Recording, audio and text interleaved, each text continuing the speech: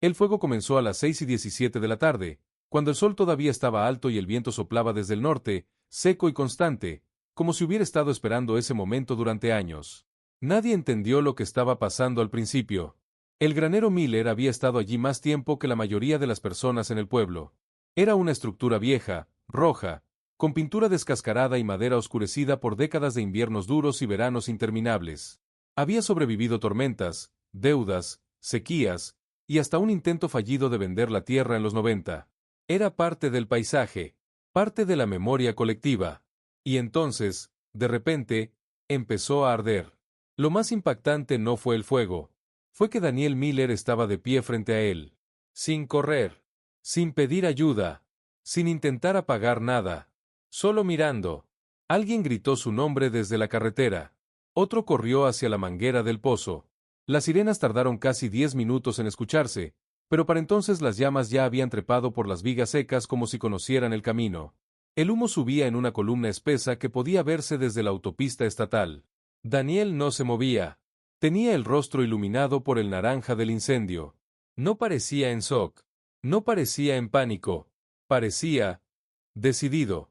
Cuando el jefe de bomberos le preguntó si había alguien dentro, Daniel negó con la cabeza. Su voz fue tranquila. No hay animales. No hay maquinaria. Solo madera vieja. Eso no era cierto. Todos sabían que ese granero no era solo madera. Ahí se guardaban documentos antiguos, cajas con papeles que su padre nunca quiso tirar, registros de compra, mapas originales del terreno, contratos amarillentos que nadie había revisado en años.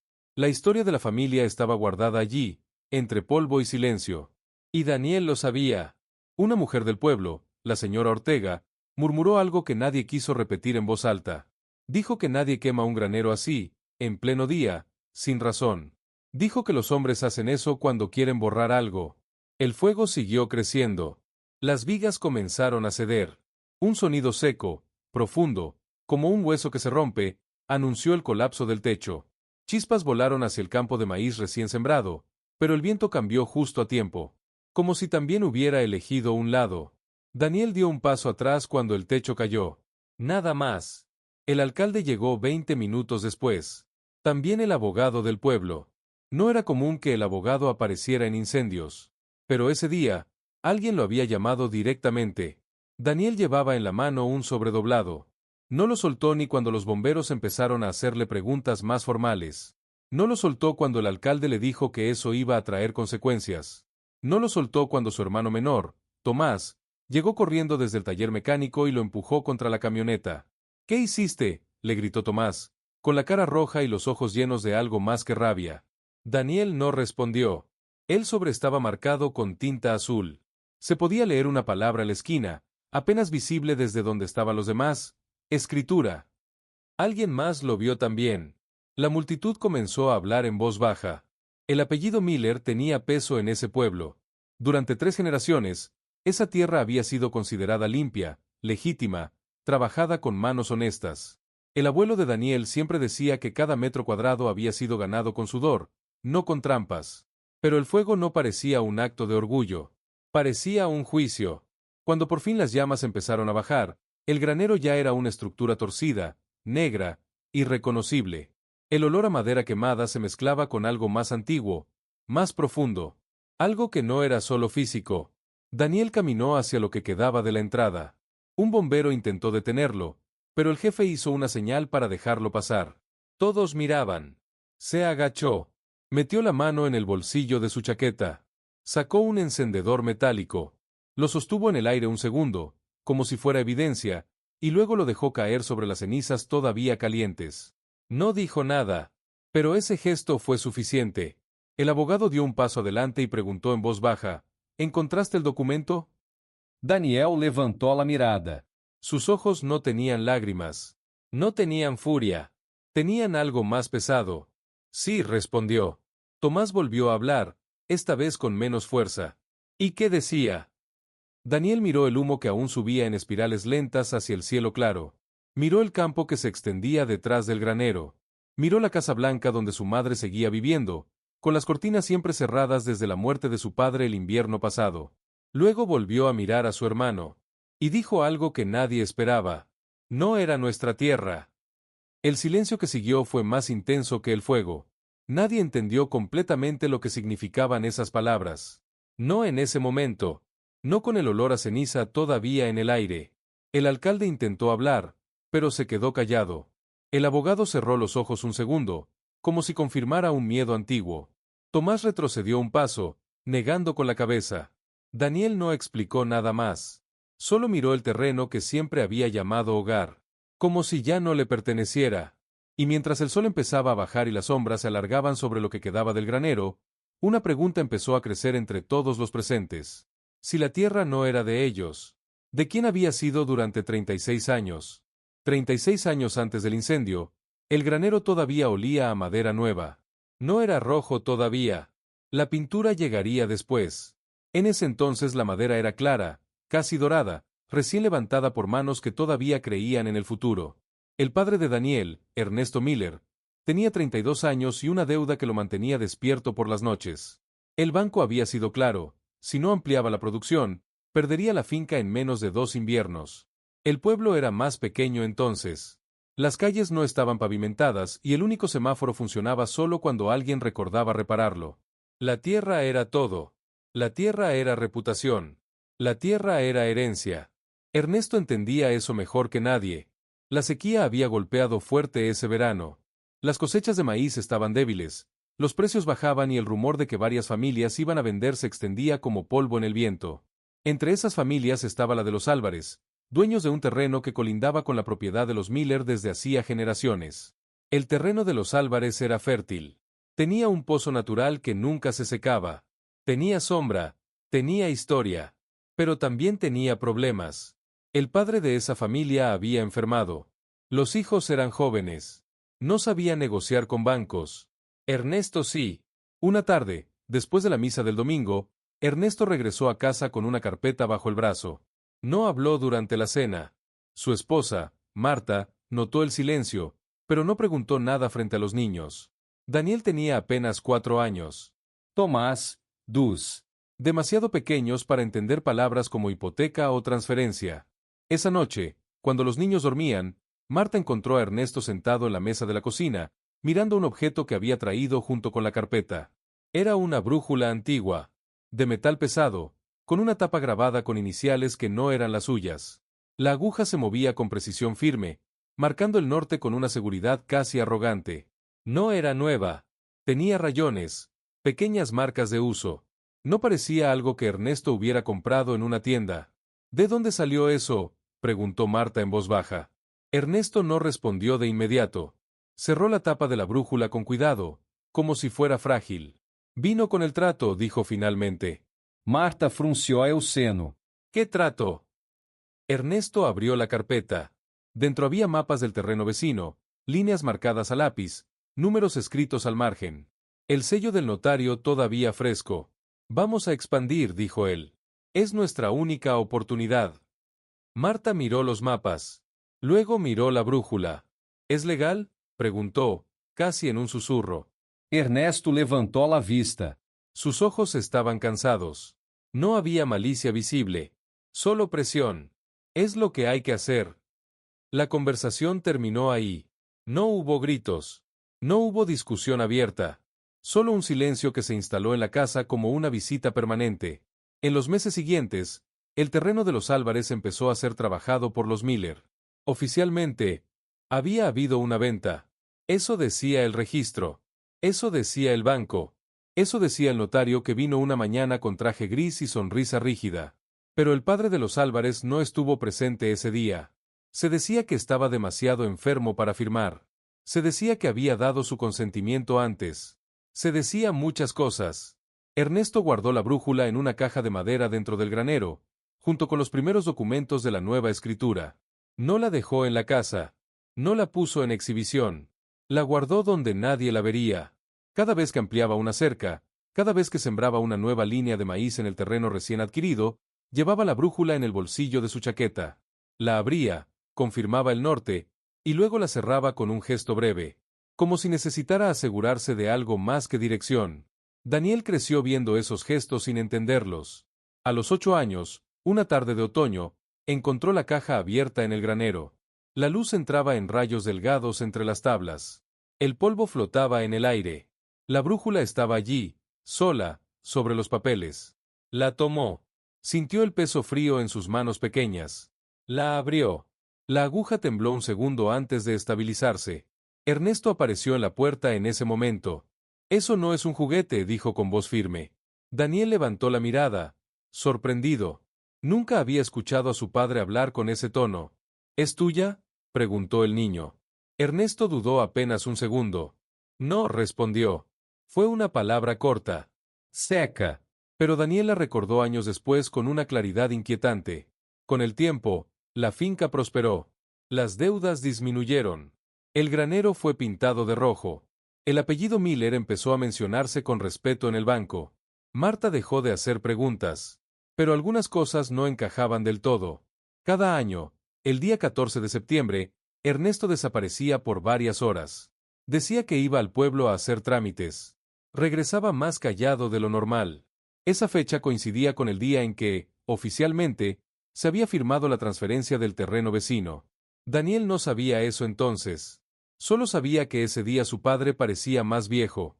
Una vez, ya adolescente, escuchó una conversación entre sus padres en la cocina. No distinguió todas las palabras. Solo fragmentos. No había otra opción. Ellos no entendían los papeles. Si no lo hacía yo, lo hacía el banco. Era cuestión de tiempo. El sonido de una silla moviéndose cortó el resto. La brújula siguió en la caja del granero durante décadas. Nadie la mostró. Nadie la vendió. Nadie la explicó. Era solo un objeto. Y sin embargo, cada vez que Daniel entraba al granero siendo ya un hombre adulto, sentía una incomodidad leve cuando miraba esa caja. Como si la aguja todavía estuviera apuntando hacia algo que no quería ser encontrado. Como si el norte verdadero no estuviera en el campo, sino enterrado en los papeles que dormían bajo polvo, esperando que alguien los leyera con más atención de la que su padre jamás permitió. El año en que Ernesto murió, la tierra ya no producía como antes. No fue un colapso repentino. Fue lento, casi invisible al principio. Las lluvias comenzaron a fallar en los momentos clave. Los fertilizantes costaban el doble. El banco ya no saludaba con la misma sonrisa. El apellido Miller seguía teniendo peso, pero ahora estaba acompañado de números que no cuadraban. Daniel tenía 39 años cuando asumió oficialmente el control de la finca. No hubo ceremonia. Solo una firma en una oficina con luz fluorescente y una palmada en la espalda del gerente del banco que sonó más a advertencia que a apoyo. Tomás nunca quiso la tierra. Siempre dijo que el taller mecánico le daba algo que los campos no: control inmediato. Las máquinas, al menos, respondían cuando las tocabas. La tierra no. Marta, su madre, empezó a cerrar las cortinas después del funeral. Decía que la luz le molestaba los ojos, pero Daniel sabía que no era eso. Era otra cosa. Algo que había comenzado muchos años antes y que ahora, sin Ernesto, no tenía dónde esconderse. Los pagos del préstamo nuevo eran altos. Ernesto había refinanciado 3 años antes de morir, usando la expansión del terreno como garantía para maquinaria moderna. Tractores más grandes. Sistemas de riego automatizados. Todo basado en proyecciones optimistas que nunca se cumplieron del todo. Daniel trabajaba desde antes del amanecer hasta después de que el cielo se volvía violeta. Las manos le dolían. La espalda le ardía por la noche. Pero el verdadero peso no estaba en el cuerpo. Estaba en los papeles. Una tarde, buscando documentos para renegociar con el banco, entró al granero con una linterna. La electricidad fallaba en esa sección desde hacía meses. El olor a madera vieja y aceite oxidado seguía igual que en su infancia. La caja estaba donde siempre. La abrió sin pensar demasiado. Tal vez por cansancio. Tal vez por algo más profundo que no quería nombrar. La brújula estaba allí, fría como siempre. Debajo, los primeros mapas del terreno adquirido 36 años atrás. Daniel los extendió sobre una mesa improvisada de madera. La linterna iluminó líneas trazadas a lápiz, marcas borradas y reescritas. Fue entonces cuando notó algo que nunca había visto. Una segunda línea. Más tenue. Más antigua. Una línea de límite diferente, apenas visible bajo la versión oficial. Como si alguien hubiera ajustado el contorno después de que el mapa original ya estaba hecho. Daniel frunció el ceño. Sacó del archivo otro documento, el registro de la transferencia. El sello del notario seguía claro, aunque el papel estaba amarillento. Leyó los nombres. El padre de los Álvarez figuraba como firmante, pero la firma no parecía firme. La tinta era irregular. La presión inconsistente. Daniel no era experto en grafología, pero había visto suficientes firmas de su propio padre para saber reconocer cuando una mano temblaba. Esa no parecía solo temblor, parecía prisa. O ausência. Esa noche llevó algunos documentos a la casa.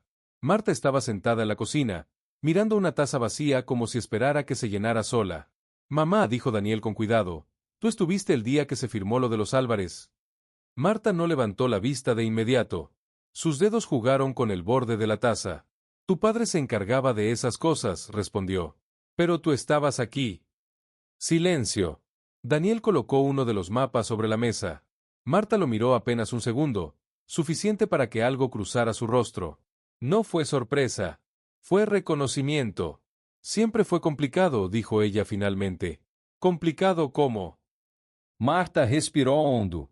Su pecho subió y bajó con dificultad leve, como si cada palabra pesara más que la anterior. Ellos necesitaban dinero. Tu padre necesitaba tierra. El banco estaba presionando a todos. Eso no era respuesta suficiente. ¿Firmó él? Preguntó Daniel directamente. Marta cerró los ojos por un instante. Había papeles, dijo. Había un notario. No negó. No confirmó. Daniel sintió algo frío recorrerle la espalda. No era una acusación clara. No era una confesión. Era algo peor. Ambigüedad. En las semanas siguientes, Daniel empezó a hacer preguntas discretas en el pueblo. No confrontaciones.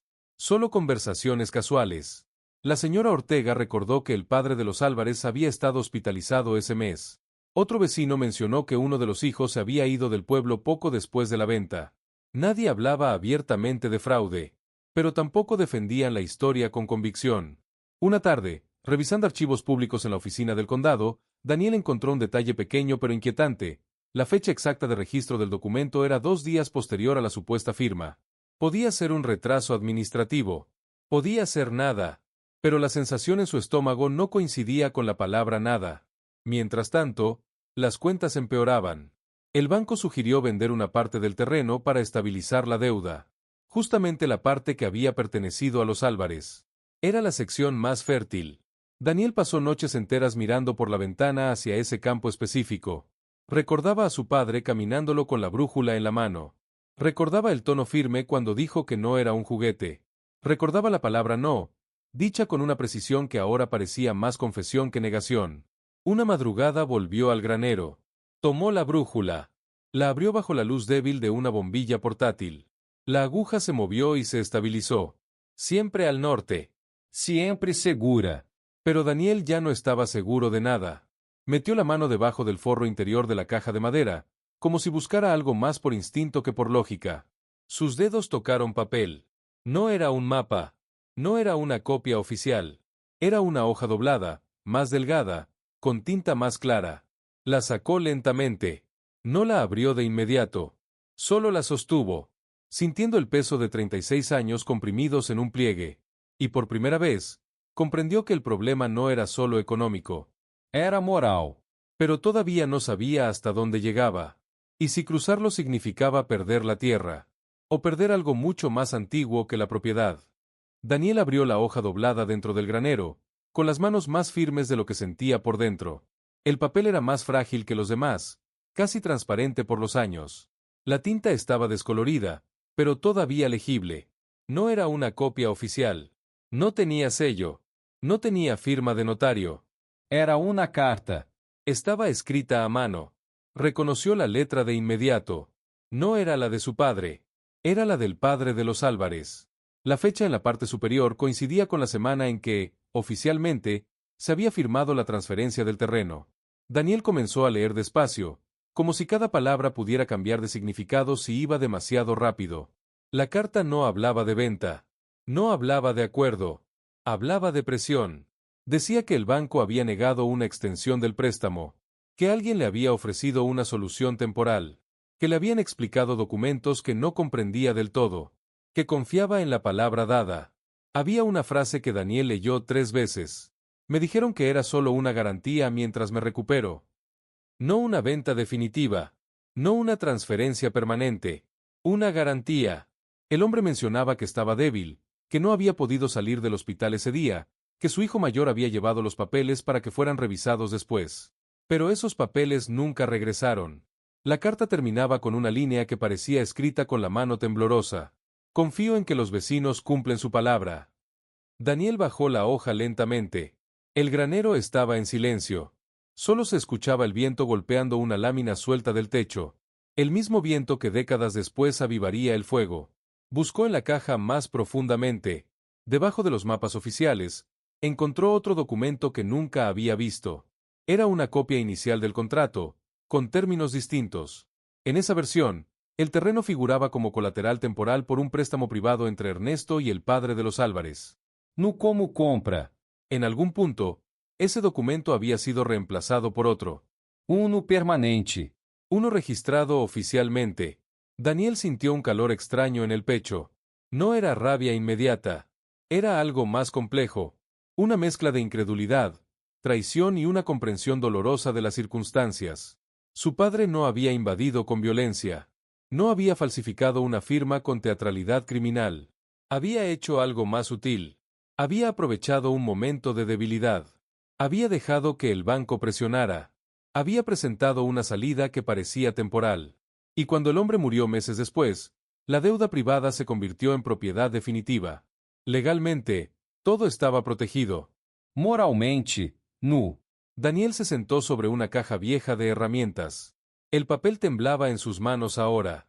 No por frío. Pensó en los años de prosperidad. En las máquinas nuevas. En su educación pagada sin retrasos.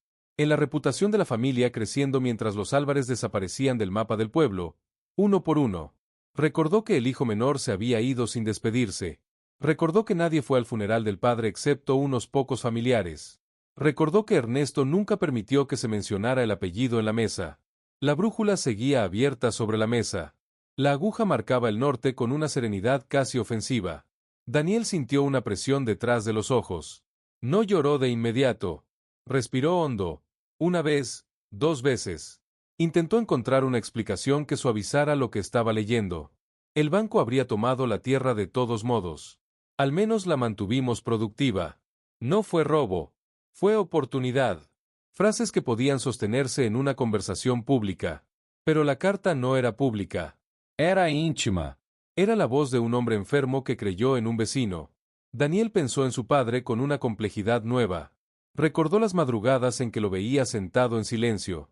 Recordó el 14 de septiembre de cada año, esa ausencia repetida, ese regreso más callado. No era indiferencia lo que había visto en esos días. Era culpa.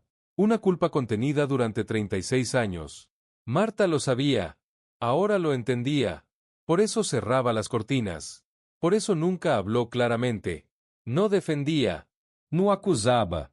Simplemente sobrevivía con la versión que les permitió mantener la casa. Daniel llevó la carta a la cocina esa misma noche. Marta la leyó sentada, con los hombros encorvados. No fingió sorpresa. No negó nada. Tu padre decía que era lo único que podía hacer, murmuró. ¿Era lo único?, preguntó Daniel, la voz quebrándose por primera vez. Marta levantó la vista. Sus ojos estaban húmedos, pero no dramáticos. Cansados. Era lo único que garantizaba que ustedes no perdieran todo.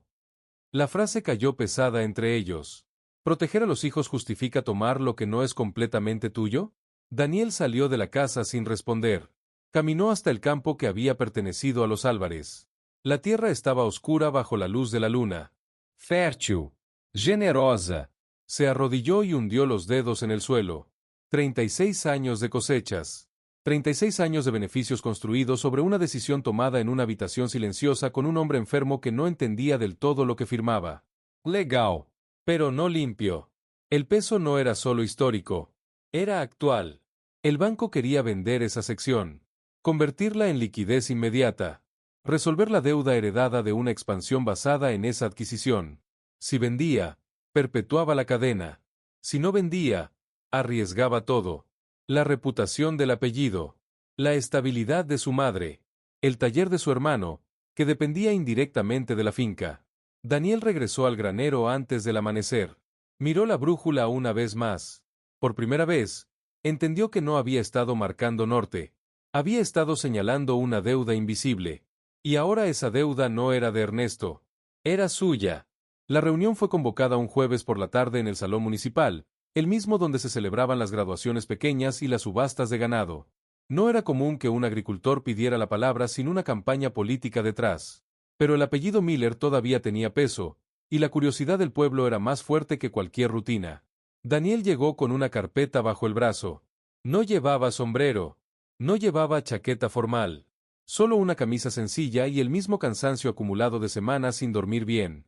Tomás estaba sentado en la tercera fila, brazos cruzados, mandíbula tensa. Marta no fue. Dijo que no tenía fuerzas para escuchar lo que ya sabía. El alcalde abrió la sesión con formalidad breve. Luego cedió el micrófono. Daniel no miró a nadie al principio. Puso la carpeta sobre la mesa larga, la abrió con calma y sacó la carta. La hoja frágil parecía aún más pequeña bajo la luz blanca del salón. No vengo a hablar de negocios, comenzó, con voz estable pero baja. Vengo a hablar de algo que debió haberse dicho hace 36 años. Un murmullo leve recorrió la sala. Explicó sin dramatismo, sin adornos. Describió el préstamo privado, la garantía temporal, la muerte del padre de los Álvarez, la transformación silenciosa de un acuerdo provisional en propiedad definitiva. No acusó directamente a su padre. Tampoco lo defendió. Fue legal, dijo en un momento. Pero no fue limpio. La palabra cayó como una piedra en agua quieta. Mostró copias de los documentos. Explicó la diferencia entre la primera versión del contrato y la registrada oficialmente. Leyó en voz alta la línea final de la carta. Confío en que los vecinos cumplen su palabra. Algunos bajaron la mirada. Otros fruncieron el ceño.